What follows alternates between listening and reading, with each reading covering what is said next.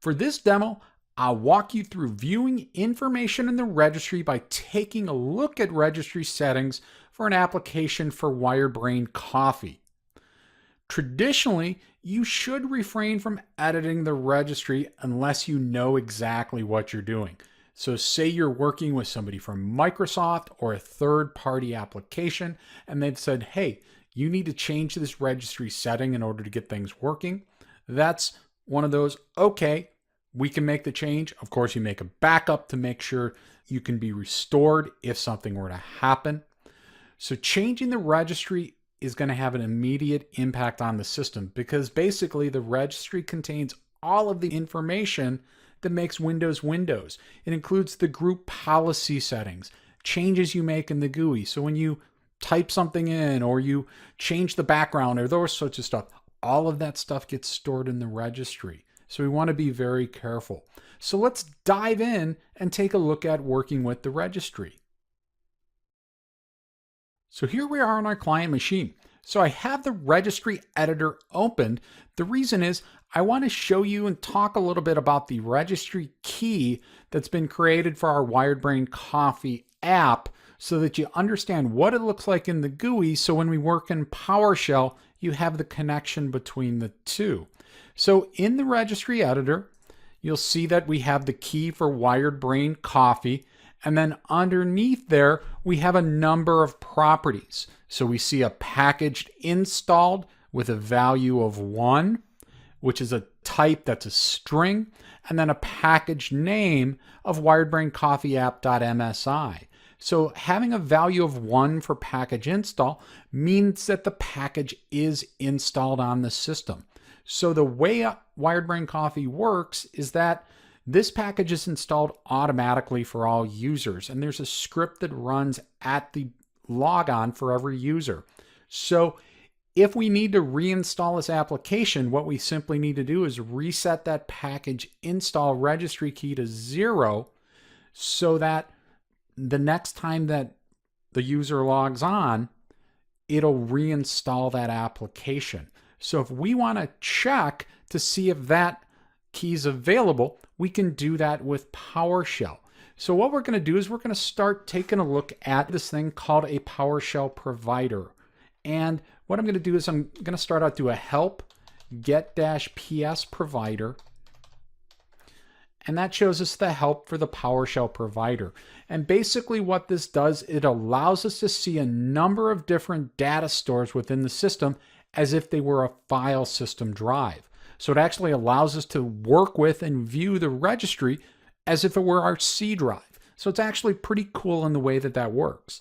So if I do a get PS provider, it'll show me the PowerShell providers that are set up on the system. So we see a number of them for aliases, environment. Notice down at the bottom we have registry.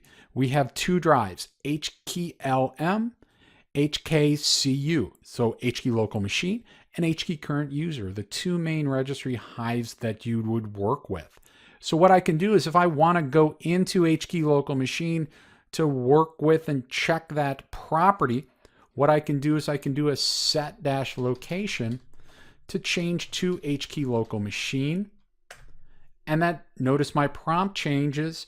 And if I do a dir to do a directory, we see that it shows a directory, but it shows some access denied. The reason is I'm not running with a privileged account here. So I'm going to change directory into software. We'll do a dir. And notice it goes through the entire directory. Now we see we've got our WiredBrain Coffee. We see the package install is set to 1. We see the package name WiredBrain Coffee app.msi. So the application's installed. So what we want to do is we want to work with that packaged install property and change that from 1 to 0. So in order to do that, we're going to use a set dash. So if we do a set dash item property, because a registry key is considered an item. So if we were working with the WiredBrain Coffee key, we would do a set dash item. If we want to work with the properties underneath it, we need to do a set dash item property. So then what we're going to do is we're going to do a dash path, and that's going to be the Wired Brain coffee. And then we want to put in what the name is of the property we're working with, and that's installed. And then we want to set the value to 0. Notice requested registry access is not allowed. That's because we need to have elevated privileges. So we need to have that administrator account. So if you don't have those, this would be one of those times where you would need to escalate this to somebody's second level support or above. Somebody above you that does have those permissions. But we're going to go and use that administrator account we have. So we're going to run the PowerShell console as mbadmin. And then I'm going to do a set location. We'll go into HKey local machine, software, and then I'm going to do a set item property for that